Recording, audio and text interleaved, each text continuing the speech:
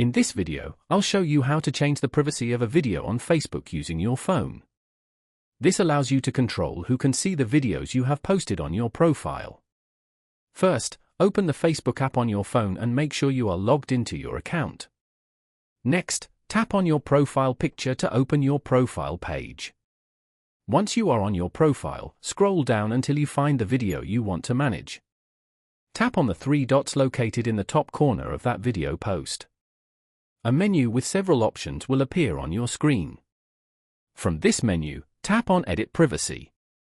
After that, you will see different privacy options such as Public, Friends, Friends Accept, or Only Me.